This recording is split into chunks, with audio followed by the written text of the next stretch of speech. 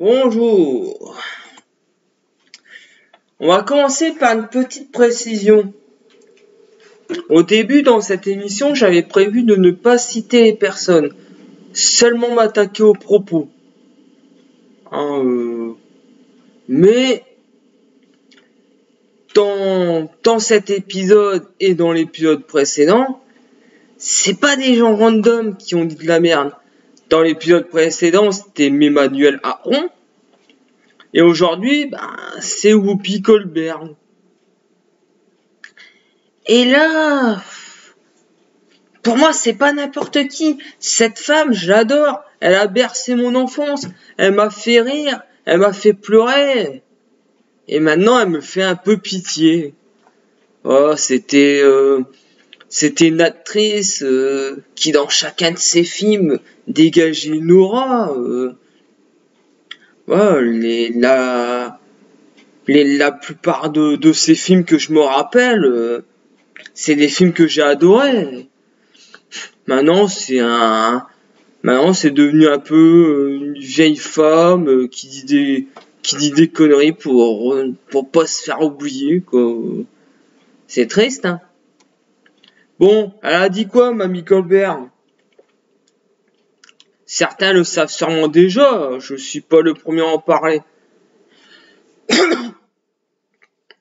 Elle a dit à peu près, la Seconde Guerre mondiale n'a rien à voir avec le racisme, c'était un conflit entre personnes blanches. Bon, je la cite peut-être pas mot pour mot, mais en gros, c'est un peu ça qu'elle a dit. Et parfois, ça serait bien d'ouvrir un livre d'histoire et de fermer sa gueule. En gros, pour elle, le racisme, c'est seulement les blancs contre les noirs, comme les échecs.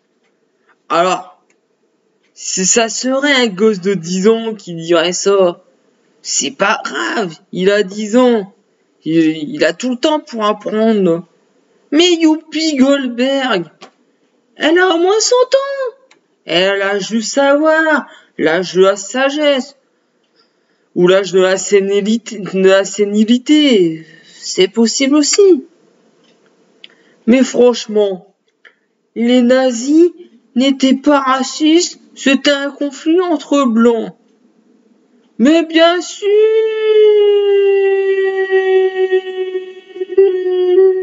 entre blancs, on est tous pareils, il peut pas y avoir du racisme entre nous. C'est pas possible.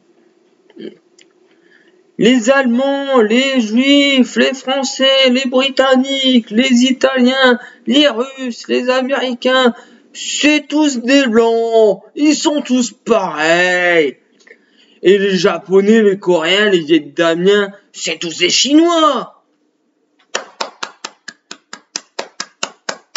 Révise ta géographie avec Whoopi Goldberg. Bon, Madame Goldberg, t'aurais dû fermer ta gueule.